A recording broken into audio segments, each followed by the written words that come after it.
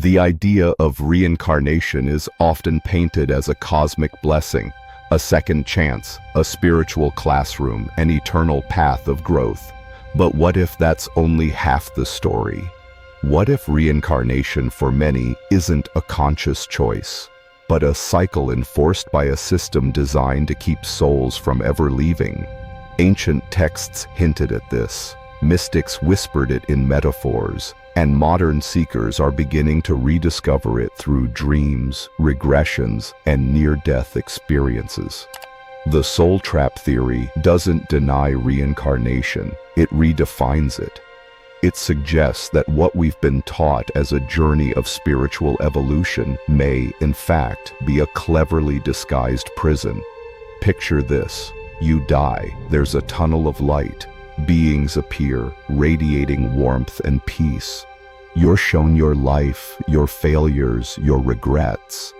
Then you're encouraged or pressured to try again, to learn your lesson, to balance your karma. Sounds spiritual, right? But pause. Who are these beings? Why is guilt always the bait? And why is the only option returning? The theory proposes that this post-death encounter is not neutral. It's a harvesting mechanism, a system set up to feed off your emotional energy, especially pain, regret, and fear. These energies are potent in the astral, and some believe there are entities that depend on them to sustain their existence. Now imagine this cycle happening again and again, life after life. You're told you must improve, must fix, must pay. But what if the rules were never yours? What if the very notion of karma has been weaponized to keep you looping? This isn't a denial of growth. Souls can evolve, but evolution doesn't require imprisonment. A true awakening begins the moment you start to question the contracts you never consciously signed, the assumptions you inherited rather than chose.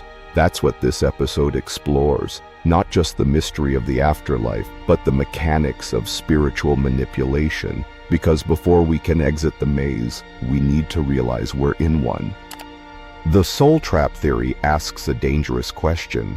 What if the light at the end of the tunnel is a lure, not a liberation?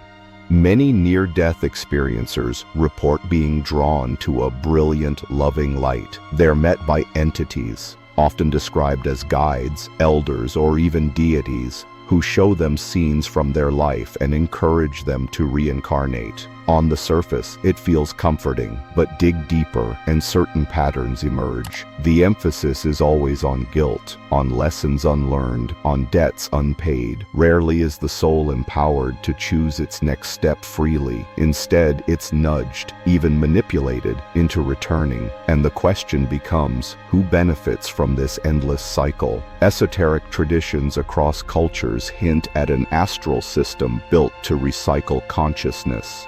Tibetan Buddhists speak of the bardo, a transitional realm filled with illusions and tests. Gnostics warned of archons, deceiving spirits who feed off human suffering.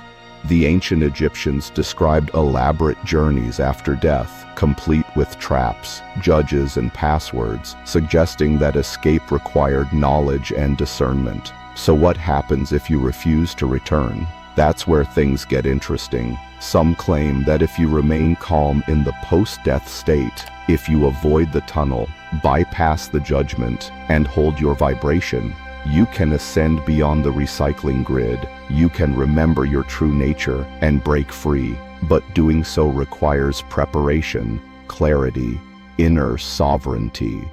Because the moment of death isn't when you start deciding.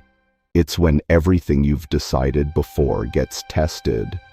If your subconscious believes in punishment, in karma, in unworthiness, then that's the frequency you'll match. That's the path you'll follow. But if your consciousness is sharp, your energy clean, and your awareness rooted beyond fear, then the system has no hold on you. This is why ancient initiates trained for death as much as they trained for life. They knew the real battle wasn't with demons or devils, it was with illusion. And illusion doesn't end when your heart stops beating. If anything, that's when it begins. You were never just a body, and death is not the end. It's a transition, but one with hidden architecture. The trap isn't made of chains, it's made of ideas, beliefs, agreements you never realized you signed. From the moment we're born, we're taught a certain narrative. Life is about lessons, suffering has meaning, and reincarnation is growth. But what if that's only one version of the story? What if the reincarnation system isn't designed for evolution, but for containment? Think of it like a school that never lets you graduate. Every lifetime, new karma, new debts, new lessons, but the graduation, always postponed. Meanwhile, something feeds on your struggle, your energy, your looping. This isn't about fear, it's about awareness. Because if the soul can be trapped, it can also be freed. And the key lies in reclaiming your memory, your will, your vibration. Energy is currency in the non-physical. Attention is fuel. Belief is architecture. So ask yourself, what structures are you building with what you believe? If you believe you deserve punishment, you'll manifest judgment. If you believe in eternal cycles, you'll loop. If you believe you must come back, you will. But belief isn't truth, it's a spell, and every spell can be broken. There are travelers, silent, unseen, who've remembered how to break the cycle. They left maps, in symbols, in dreams, in ancient texts and esoteric diagrams. But most of all, they left frequency. You don't read your way out of the trap. You vibrate your way out. That's why healing matters. Not just emotional healing, but vibrational purification, letting go of guilt, shame, trauma, because they anchor you to the lower planes. If you want to leave the cycle, you don't fight it, you rise above it. If you're still watching, it's not by accident. Something in you remembers, so don't stop here. Hit subscribe and step deeper into the truth they never wanted you to find. Your journey through the hidden system has just begun.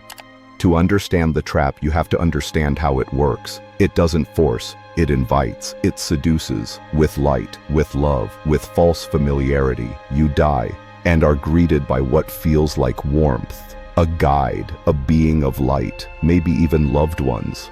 But pause.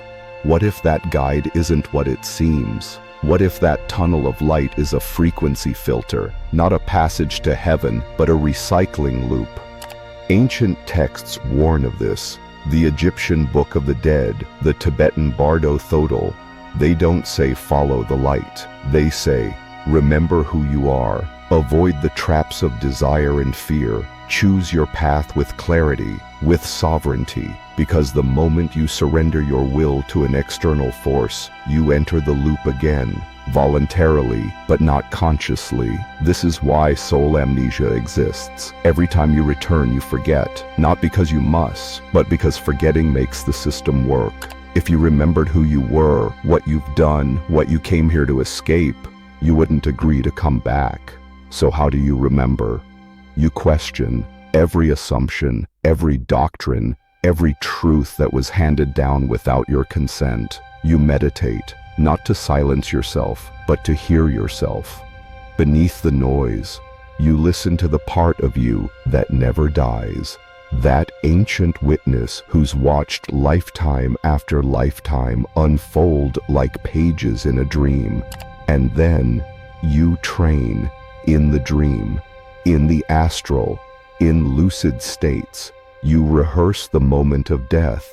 You visualize alternatives. You say, I will not follow the light. I will not submit to false guides. I will remember who I am.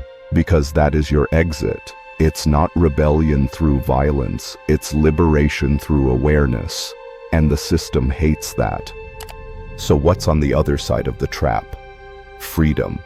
Yes, but not in the way most imagine. It's not paradise. It's not floating in blissful nothingness. It's responsibility. total responsibility for your frequency, your choices, your journey. Because when you're outside the loop, you're outside the lies, and without lies to blame, all that's left is truth. You begin to see existence not as a punishment, not as a school, but as a field, a spectrum of vibration. And within that spectrum, some souls choose to return, but not out of guilt, karma, or contracts. They return with awareness, with purpose, not as prisoners, but as agents. They might incarnate briefly to shift a timeline, to assist another, to anchor light in a system built on distortion. But the key difference is, they remember, they retain sovereignty, they choose when to leave, and they leave clean. This is what the ancients meant by ascending, not floating up into the sky, but transcending the loop.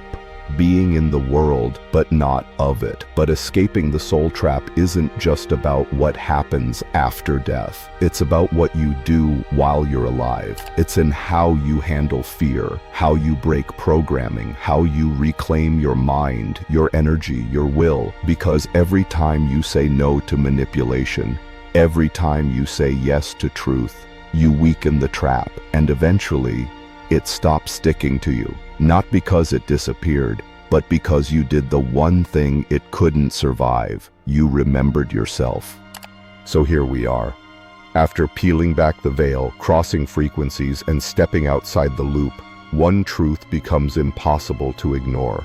You were never powerless. You were just programmed to forget. The soul trap was never about chains, it was about illusions, loops made from beliefs, contracts written in fear, a system that doesn't hold you by force, but by agreement. And the moment you stop agreeing, you start escaping. But this isn't about running away. It's not about rejecting Earth or life or incarnation. It's about returning to them as a sovereign soul, not a recycled one. Imagine this, living your life not as a consequence, but as a conscious act. No karmic debts, no contracts, just presence, precision, purpose. That's the frequency they never wanted you to reach.